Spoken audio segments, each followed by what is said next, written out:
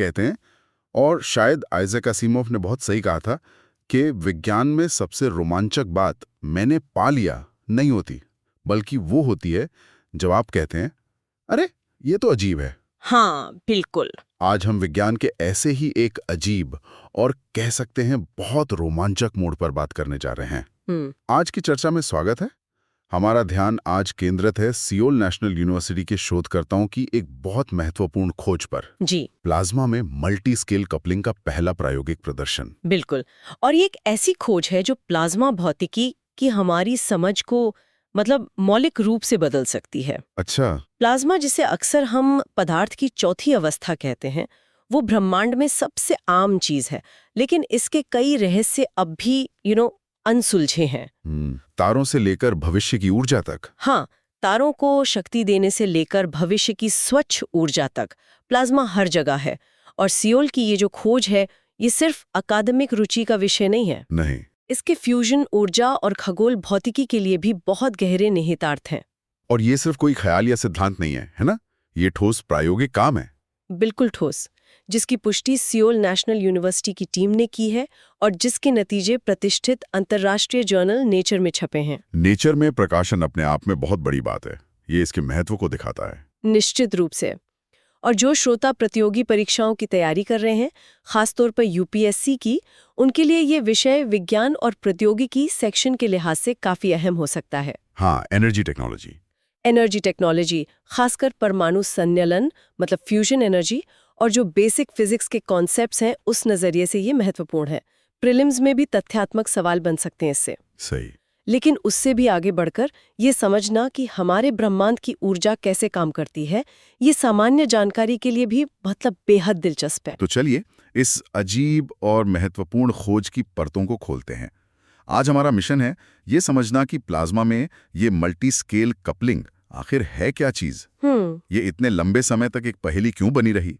Seoul के शोधकर्ताओं ने इसे प्रयोगशाला में कैसे कर दिखाया? और सबसे जरूरी, इस खोज के दूरगामी परिणाम क्या हो सकते हैं, खासकर ऊर्जा के भविष्य और ब्रह्मांड को समझने के लिए? चलिए शुरू करते हैं। ठीक है, तो इससे पहले कि हम मल्टी स्केल कपलिंग की जटिलताओं में उतरें, शायद हमें एक कदम पीछे हटकर ये याद दिलाना चाहिए कि प्लाज्मा असल में है क्या। हाँ बिल्कुल। हम इसे पदार्थ की चौथी अवस्था क्यों कहते हैं? ये बेसिक क्लियर करना जरूरी है शायद। ये अच्छा पॉइंट है। सरल भाषा में अगर कहें तो प्लाज्मा एक आयनाइज्ड गैस है। जब आप किसी गैस को बहुत बहुत ज्यादा तापमान पर गर्म करते हैं। कितना गर्म? जैसे हजारों या लाखों डिग्री सेल्सियस पर, तो परमाणुओं से इलेक्ट्रॉन अलग हो जाते हैं। अच्छा, तो नतीजा ये होता है कि आपके पास मुक्त इलेक्ट्रॉन होते हैं और धनावेशित आयन होते हैं, यानी वो परमाणु जिन्होंने इलेक्ट्रॉन खो दिए हैं। इनका एक गर्म सूप सा बन जाता है। ओके। यही प्लाज्मा है। और क्योंकि इसमें आवेशित कण होते हैं, ये बिजली और चुंबकीय क्षेत्रों के प्रति बहुत संवेदनशील होता है। यही चीज इसे सामान्य गैसों से बहुत अलग बनाती है।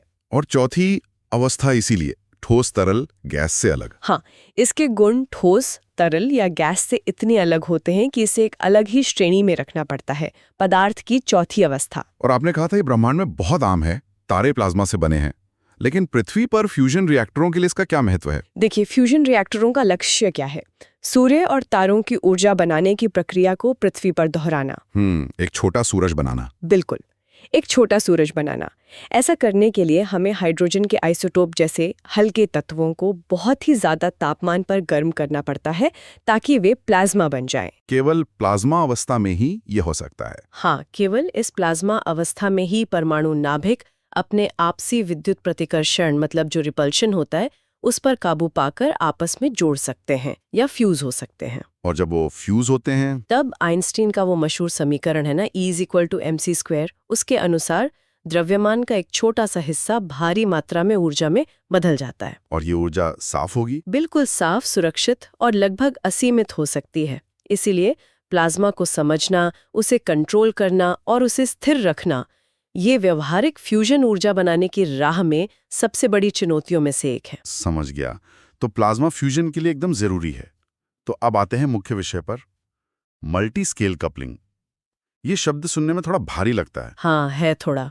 ये प्लाज्मा भौतिकी में इतने लंबे समय से एक रहस्य क्यों बना हुआ था? हाँ, ये कॉन्सेप्ट थोड़ा जटिल है पर दिलचस्प भी बहुत है। देखिए, मल्टी स्केल का मतलब है कई पैमाने यानी बहुत छोटे पैमाने और बहुत बड़े पैमाने। माइक्रो और माइक्रो। सही। और कपलिंग का मतलब है जुड़ाव। तो मल्टी स्केल कपलिंग का मतलब हुआ प्लाज्मा के अंदर बहुत छोटे पैमाने पर होने वाली गड़बड़ी, जैसे कोई सूक्ष्म तरंग हो या अशांति, छोटी सी हलचल। हाँ, छोटी सी हलचल का प्लाज्मा की पूरी बड़े पैमाने की संरचना और उसके व्यवहार पर असर डालना। आप ऐसे सोचिए कि जैसे समुद्र में एक छोटी सी स्थानीय भंवर कैसे धीरे धीरे एक बड़े समुद्री बहाव को बदल सकती है। अच्छा, ये एनालॉजी ठीक है। ये एकदम सटीक तो नहीं है, लेकिन आइडिया ये है कि माइक्रो लेवल की घटनाएं मैक्रोस्कोपिक यानी बड़े स्तर पर प्रभाव डाल सकती हैं। मतलब प्लाज्मा के एक नन्हे से हिस्से में कुछ हो और वो अप्रत्याशित रूप से पूरे सिस्टम के बर्ताव को बदल दे। बिल्कुल, यही बात है। और सिद्धांतकारों ने लंबे समय से ये अंदाजा लगाया था। कंप्यूटर सिमुलेशन ने भी ऐसे असर की संभावना दिखाई थी। तो पता तो था कि ऐसा कुछ होता है। हाँ, फिजिसिस्ट को पता था कि प्लाज्मा में ऐसा कुछ होना चाहिए, क्योंकि प्लाज्मा का व्यवहार अक्सर बड़ा अप्रत्याशित होता है। लेकिन इसे सीधे प्रयोगशाला में देखना और मापना वो लगभग नामुमकिन सा था। क्यों? क्या मुश्किल थी? मुश्किल ये है कि प्लाज्मा स्वभाव से ही बहुत अस्थिर होता है, और ये जो छोटी घटनाएं हैं ये बहुत क्षणिक होती हैं, बहुत लोकल होती हैं। अच्छा। उन्हें पकड़ना और फिर ये साबित करना कि उन्हीं की वजह से बड़े पैमाने पर बदलाव आया, ये एक बहुत बड़ी प्रायोगिक चुनौती थी। इसीलिए ये लंबे समय तक एक पवित्र ग्रिल जैसा बना रहा। मतलब सिद्धांत में था पर प्रयोग में नहीं पकड़ पा रहे थे। हाँ, प्रयोग में मायावी था। और इसे समझना इतना जरूरी क्यों था? अगर इतना मुश्किल था तो वैज्ञानिक इसके पीछे क्यों पड़े थे? सिर्फ जिज्ञासा? अकादमिक जिज्ञासा तो थी ही, जाहिर है, लेकिन इसके व्यवहारिक कारण भी बहुत बड़े थे। पहला तो जैसा हमने बात की, फ्यूजन ऊर्जा। हाँ, रिएक्टर के लिए दृश्य अस्थिरताएं अचानक बड़े पैमाने पर दिक्कतें पैदा कर सकती हैं, जिसे डिसरप्शन कहते हैं। डिसरप्शन मतलब प्लाज्मा अचानक ठंडा हो जाए या कंट्रोल से बाहर हो जाए तो ये रिएक्टर को नुकसान पहुंचा सकता है या उसे बंद कर सकता है। ये तो खतरनाक है। हाँ, तो मल्टी स्केल कपलिंग को समझना हमें ये जानने में मदद कर सकता है कि ये डिसरप्शन कैसे शुरू होते हैं और शायद उन्हें कैसे रोका जा सकता है। ये फ्यूजन के उस पवित्र ग्रेल स्थिर प्लाज्मा को पाने की पहेली का एक बहुत अहम टुकड़ा हो सकता है। ठीक है, एक कारण तो फ्यूजन हो गया, और दूसरा कारण खगोल भौतिकी से जुड़ा है। ब्रह्मांड में कई सबसे ज्यादा ऊर्जा वाली और विस्फोटक घटनाएं, जैसे सूरज पर होने वाले सोलर फ्लेयर्स, हाँ, सौर ज्वालाएं, या पृथ्वी के चारों ओर बनने वाले भूचुंबकीय तूफान मतलब जियोमैग्नेटिक स्टॉर्म्स, ये सब प्लाज्मा में होने वाली प्रक्रियाओं से ही चलती हैं। अच्छा। और ये घटनाएं अक्सर चुंबकीय पुनर्संयोजन या मैग्नेटिक रिकनेक्शन नाम की प्रक्रिया से जुड़ी होती हैं। इसमें क्या होता है कि चुंबकीय ऊर्जा तेजी से गर्मी और कणों की गति में बदल जाती है। तो मल्टी स्केल कपलिंग ये समझाने में मदद कर सकती है कि ये रिकनेक्शन शुरू कैसे होता है, कैसे एक छोटी सी चिंगारी ब्रह्मांडीय पैमाने पर आग लगा सकती है। तो ये सिर्फ लैब की बात नहीं है, ये ब्रह्मांड के कामकाज को समझने के लिए भी जरूरी है। ये तो स्पष्ट है कि दांव ऊंचे थे। तो सियोल नेशनल यूनिवर्सिटी की टीम ने आखिर इस मायावी चीज को पकड़ा कैसे? प्रोफेसर हुआंग योंगसो की टीम के प्रयोग के बारे में बताइए। उन्होंने ऐसा क्या अलग किया जो पहले नहीं हो पाया था? यहीं पर उनकी असली प्रतिभा और नयापन सामने आता है। उन्होंने एक मौजूदा फ्यूजन रिसर्च डिवाइस का इस्तेमाल किया जिसे टोकामक कहते हैं। टोकामक, वो डोनट शेप वाला? डोनट के आकार में कैद किया जाता है। उनका जो निर्णायक कदम था वो ये था, उन्होंने इस कैद प्लाज्मा में एक बहुत ही केंद्रित हाई एनर्जी वाली इलेक्ट्रॉन बीम डाली। इलेक्ट्रॉन बीम जैसे कोई इंजेक्शन? आप इसे एक तरह की माइक्रो सुई समझ सकती हैं, जिसका इस्तेमाल उन्होंने प्लाज्मा के एक बहुत छोटे खास एरिया को छूने के लिए किया। ये अपने आप में एक बड़ी तकनीकी चुनौती थी। इतने गर्म और अस्थिर प्लाज्मा में इतनी सटीक बीम डालना। और इस माइक्रो सुई यानी इलेक्ट्रॉन बीम ने प्लाज्मा में क्या किया?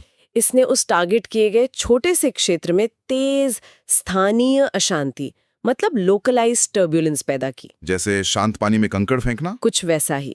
इस माइक्रो टर्ब्यूलेंस ने प्लाज्मा के उस छोटे से हिस्से के विद्युत प्रतिरोध यानी इलेक्ट्रिकल रेजिस्टिविटी को अचानक बहुत बढ़ा दिया। प्रतिरोध बढ़ गया मतलब करंट का बहना मुश्किल हो गया? बिल्कुल।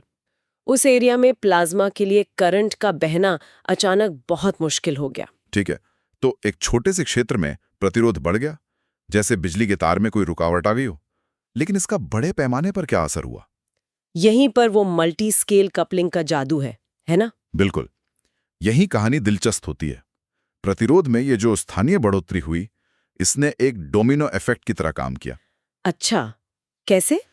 इसने उस क्षेत्र में चुंबकीय क्षेत्र रेखाओं को अस्थिर कर दिया और चुंबकीय पुनर्संयोजन, मैग्नेटिक रिकनेक्शन नाम की प्रक्रिया शुरू कर दी। वही प्रक्रिया जो आपने सौर ज्वालाओं के लिए बताई थी? हाँ, वही। जैसा हमने पहले बात की थी, मैग्नेटिक रिकनेक्शन एक फंडामेंटल प्रक्रिया है जिसमें मैग्नेटिक फील्ड लाइंस टूटती हैं और फिर से जुड़ती हैं, और इस प्रोसेस में भारी मात्रा में स्टोर की हुई चुंबकीय ऊर्जा अचानक गर्मी और कणों की गतिज ऊर्जा के रूप में निकलती है। ये काफी विस्फोटक घटना हो सकती है। तो अगर मैं सही समझ रहा हूं, उन्होंने असल में एक बहुत छोटी, कंट्रोल्ड माइक्रो घटना, इलेक्ट्रॉन बीम से पैदा हुई स्थानीय प्रतिरोध वृद्धि का इस्तेमाल करके एक बहुत बड़ी मैक्रोस्कोपिक प्लाज्मा घटना, मैग्नेटिक रिकनेक्शन और प्लाज्मा संरचना में बड़े बदलाव को सफलतापूर्वक शुरू कर दिया। आपने बिल्कुल सही पकड़ा। ये पहली बार था जब इस कारण और प्रभाव के संबंध को माइक्रो से मैक्रो तक इतने साफ तौर पर और सीधे सीधे प्रयोग में दिखाया गया था। उन्होंने दिखाया कि कैसे प्लाज्मा के अंदर एक नन्हा सा बदलाव पूरे सिस्टम में एक नाटकीय, बड़े पैमाने पर पुनर्गठन को जन्म दे सकता है। ये मल्टी स्केल कपलिंग का सीधा सबूत था। ये सुनने में तो वाकई एक निर्णायक क्षण लगता है, लेकिन विज्ञान में एक प्रयोग अक्सर काफी नहीं होता। क्या टीम ने अपने नतीजों को और पुख्ता करने के लिए कुछ और किया? हाँ, बिल्कुल। उन्हें कैसे पता चला कि वे जो देख रहे थे वो वाकई वही था जो वे सोच रहे थे? बहुत जरूरी सवाल है ये। और हाँ, उन्होंने अपने नतीजों को वेरीफाई करने के लिए काफी कदम उठाए। यहीं पर मॉडर्न साइंस की ताकत दिखती है। उन्होंने Korea institute of fusion energy में, जो काइरोस सुपर कंप्यूटर है, सुपर कंप्यूटर का इस्तेमाल किया। हाँ, उसका इस्तेमाल करके बेहद जटिल हाई रेजोल्यूशन वाले कंप्यूटर सिमुलेशंस चलाए।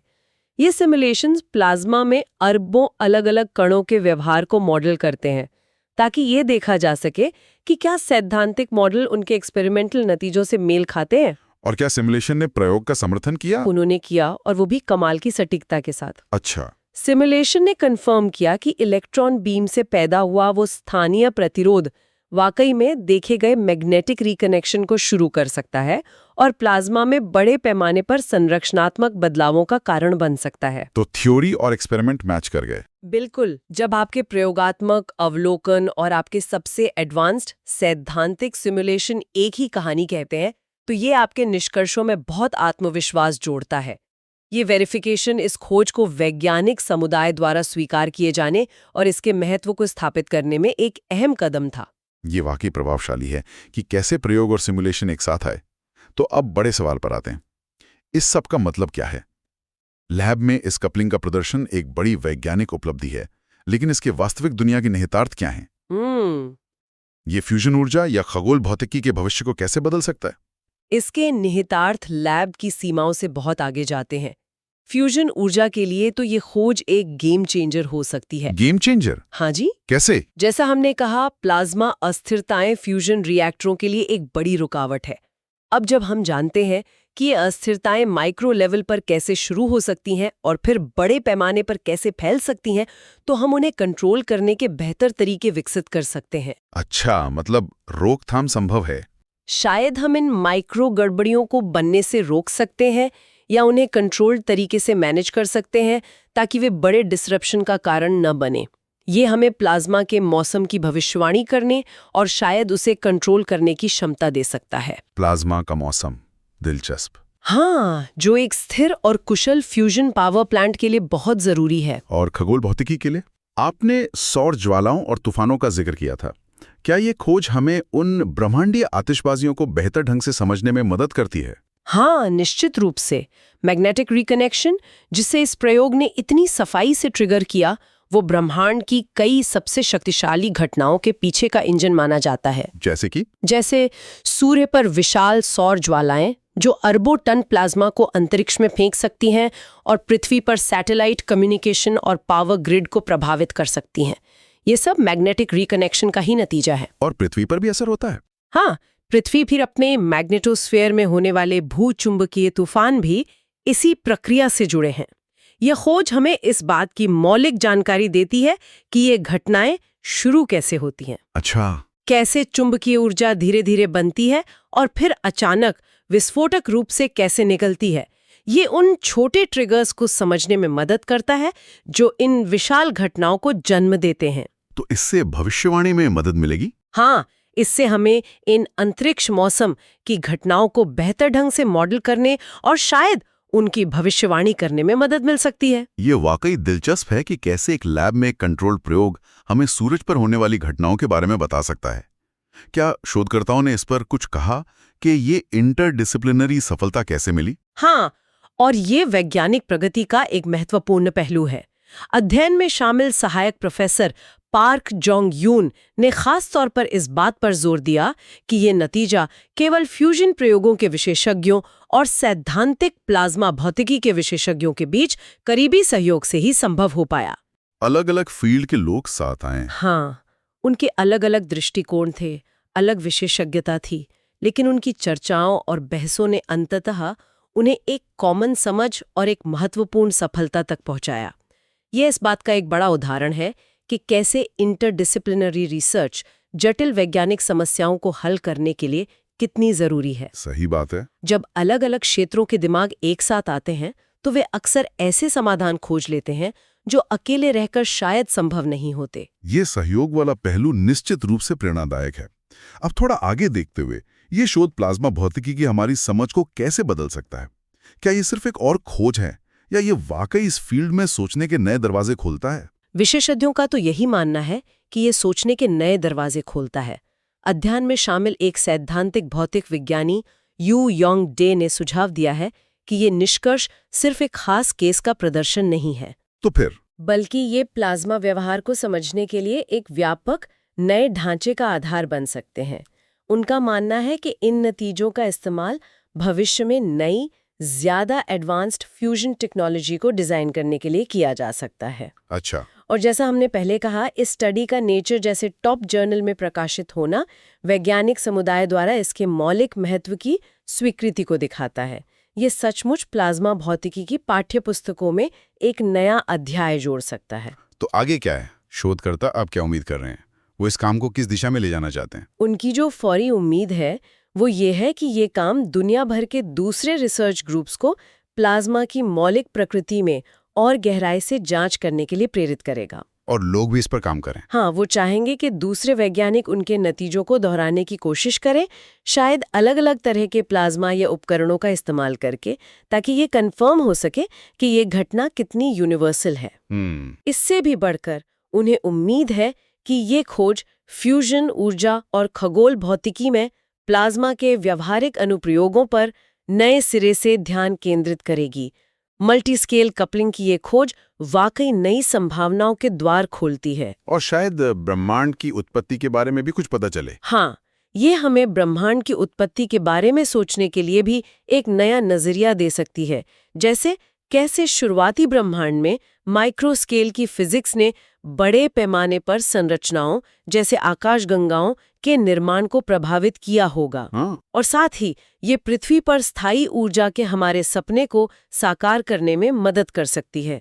ये वाकई एक गहरा सवाल उठाता है। क्या प्लाज्मा और ब्रह्मांड के और कौन से रहस्य हैं जो ऐसे ही माइक्रो मैक्रो कनेक्शन के जरिए जुड़े हुए हैं और बस उजागर होने का इंतजार कर रहे हैं? तो अगर हम आज की इस गहन चर्चा को समेटें जी, तो मुख्य बात यह है कि प्लाज्मा में मल्टी स्केल कपलिंग यानी छोटे पैमाने की घटनाओं का बड़े पैमाने की संरचना पर गहरा प्रभाव अब सिर्फ एक थ्योरी नहीं है। नहीं, अब नहीं। सियोल नेशनल यूनिवर्सिटी के शोधकर्ताओं ने इसे पहली बार एक्सपेरिमेंटली दिखा दिया है। ये एक बड़ी उपलब्धि है जो न केवल प्लाज्मा भौतिकी की हमारी मौलिक समझ को आगे बढ़ाती है, बल्कि भविष्य की फ्यूजन ऊर्जा टेक्नोलॉजी को विकसित करने और सौर ज्वालाओं जैसी ब्रह्मांडीय घटनाओं के रहस्यों को सुलझाने के लिए भी महत्वपूर्ण मायने रखती है। बिल्कुल सही कहा। और अगर एक आखिरी विचार के साथ श्रोताओं को छोड़ना हो तो ये खोज हमें एक शक्तिशाली याद दिलाती है कि कैसे ब्रह्मांड के सबसे छोटे पैमाने पर होने वाली घटनाएं, चाहे वो क्वांटम उतार चढ़ाव हो या प्लाज्मा में सूक्ष्म अशांति, वो सबसे बड़ी संरचनाओं और सबसे शक्तिशाली ऊर्जा स्रोतों को नियंत्रित कर सकती हैं। ये ब्रह्मांड की एक अद्भुत इंटरकनेक्टेडनेस को उजागर करता है। सही। भविष्य में और कौन से ऐसे अप्रत्याशित माइक्रो मैक्रो संबंध उजागर होंगे जिनके बारे में हमने अभी तक सोचा भी नहीं है, ये देखना बाकी है। विज्ञान की यात्रा वाकई कभी खत्म नहीं होती है, ये हमेशा हमें हैरान करती रहती है। बहुत ही विचारोत्तेजक बात। यदि श्रोताओं को ये जानकारी उपयोगी लगी, खासकर यदि वे यूपीएससी जैसी परीक्षाओं की तैयारी कर रहे हैं या बस विज्ञान और प्रौद्योगिकी में गहरी रुचि रखते हैं, तो कृपया इस चर्चा को लाइक करें, हमारे चैनल को सब्सक्राइब करें। जी हाँ। और यदि आपके कोई प्रश्न हैं या आप इस विषय पर और जानना चाहते हैं, तो नीचे टिप्पणी अनुभाग में हमें जरूर बताएं। हम आपके विचारों और प्रश्नों का स्वागत करते हैं और भविष्य में ऐसे ही ज्ञानवर्धक विषयों पर चर्चा जारी रखने का प्रयास करेंगे। अगली बार तक सीखते रहें और जिज्ञासु बने रहें।